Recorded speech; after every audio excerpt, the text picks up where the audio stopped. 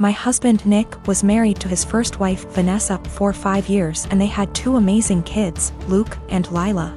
Sadly, Vanessa died in an accident 11 years ago when the kids were very young. I started dating Nick 8 years ago, and we started off very slowly for obvious reasons. Nick has always been a little more distant than anyone I'd ever been with.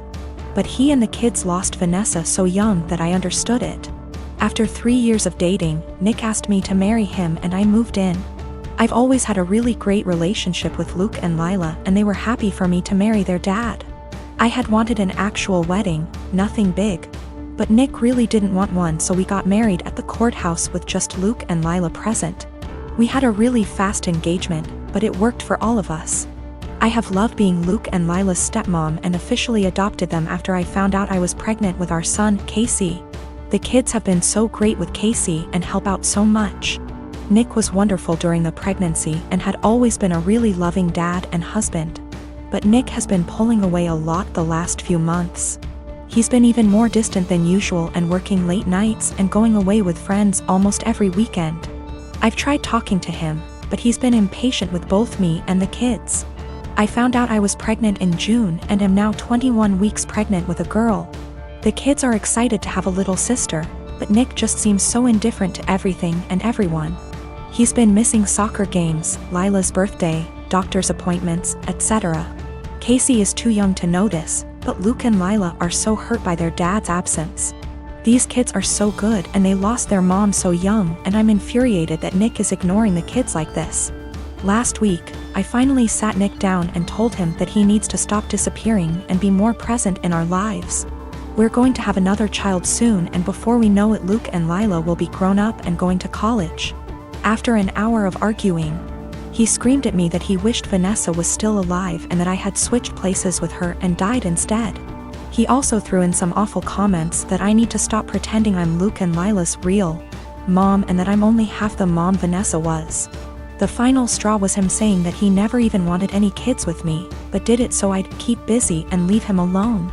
I'm so beyond hurt right now. I know I'm just his second choice. But I've always tried to honor Vanessa and tell Luke and Lila how lucky they were to have her as their mom.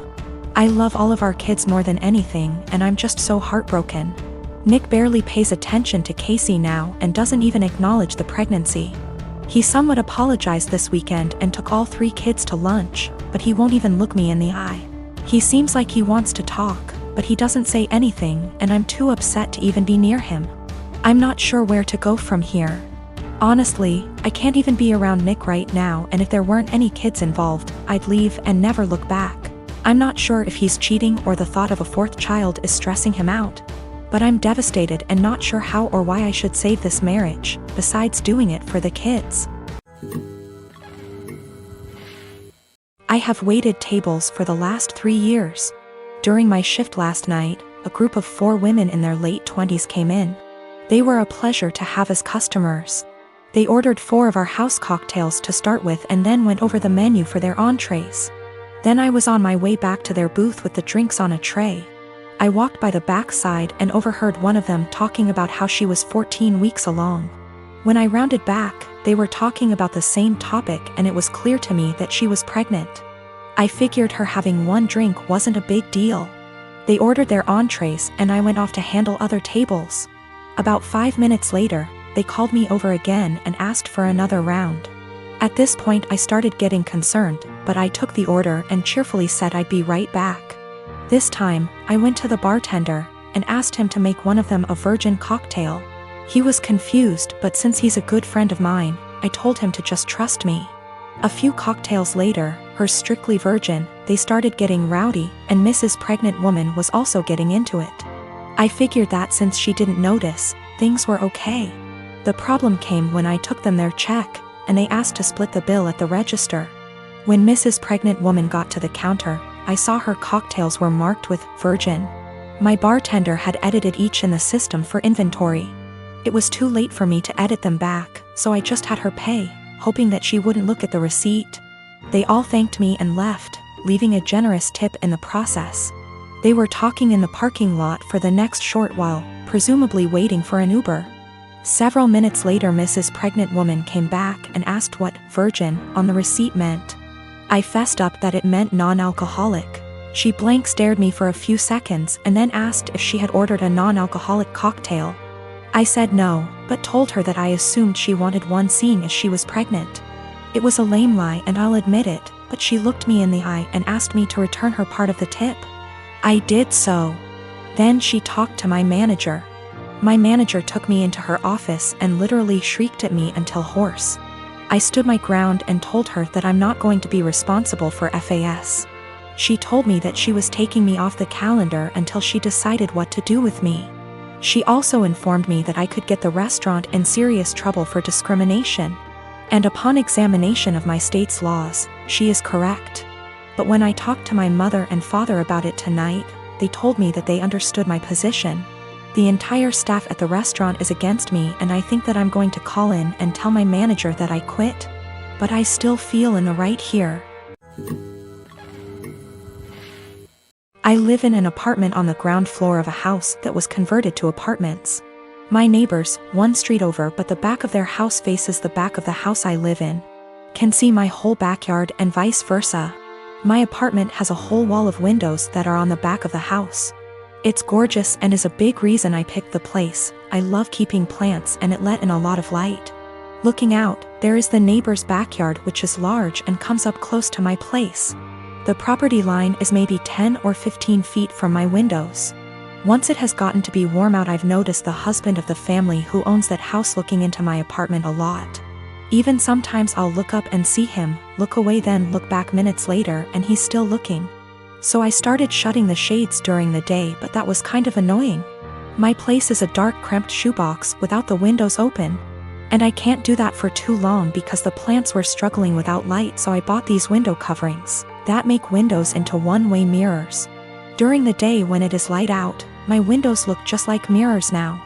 From the inside it looks pretty much the same, the windows look tinted slightly darker but that's it. From the outside you can't see in at all. It looks exactly like mirrors. The section of windows it's applied to is about 8 feet high and 20 feet wide. After a week of the window coverings being up, both of the parents from the neighbor's house came to my door and wanted to talk to me. The wife was complaining about the windows for a lot of reasons. 1. They were ugly too. It was uncomfortable, especially for the teens and their friends, to have a huge mirror adjacent to the swimming pool. It's at a time that they feel insecure about looks and they have lost interest in hanging out by the pool. 3. In the afternoon and evening, it was reflecting a lot of extra sunlight into their backyard.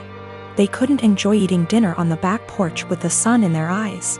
I said sorry about the inconvenience, but I wanted it for privacy. They both pushed back on that some and I said that I needed privacy because of the husband starting. He started denying it in front of his wife, and so I took out my phone where I'd taken pictures and sent it to my group of friends. And showed her a couple pic tires of him gaping at my apartment and the texts from that time. He got mad and said he incidentally looked over, and the 8-foot by 20-foot mirror was a crazy overreaction. I said that I'd like to keep it, and that I was sorry, but frankly this was avoidable. I think they're both mad because they called my landlord, who brushed them off. I grow indoor plants and keep them around the house, whether by the kitchen window or out on the front porch. I have a variety of plants like lily, aloe vera, also flowers, and they all require care and attention. It's a hobby of mine, and because I don't own enough space I just stick to indoor planting. I have a 16-year-old stepson Sean who loves to pull all kinds of pranks and has been trying some weird pranks on me lately. I don't mind it as long as he's happy, and also because nothing is too serious, just hiding my farming tools / replacing them with damaged ones and so on. He just keeps messing around like any other kid. Days ago he posted a FB video of him spraying cold water on me when I was sleeping. It was embarrassing since he shared it with family. I got mad at him and had him delete it despite him begging me to let him keep it. He kept sulking afterwards and had his mom try to convince me to let him repost the video, but I thought that was crazy request. Sean suddenly became friendly and asked if he could water my plants. I was glad he asked and gave him the watering can and told him to start with the plants in the kitchen. He was gone for a few minutes, then he got back and started watering all the plants in the house. Later in the evening I was cleaning my tools and there was a weird smell coming from the watering can. It smelled like bleach. I freaked out and checked my plants and the same smell was coming from them. I confronted Sean and asked what he watered the plants with. He acted dumb and said nothing, but I found a bottle of bleach in his room, which made me lose my temper. He admitted watering my plants with bleach to get back at me for making him remove the video. I was mortified. I immediately canceled the weekend trip to the national park that he was looking forward to. He started crying, saying it was too much and he made a mistaken moment of clouded judgment. I refused to discuss it. My wife feels bad. Sean hasn't been eating well since I canceled the trip, but he damaged my plants and caused me hurt and pain. She thinks an apology was enough. He is a kid and made a mistake. She wanted me to let it go, but I said canceling the trip is his official punishment. I got called unreasonable and stubborn for this, and that I don't respect her as a parent too. Sean has this mentally that if he admits doing something wrong, then he'll be forgiven. This isn't how it should be, but his mother thinks admitting to it and apologizing should be the end of it.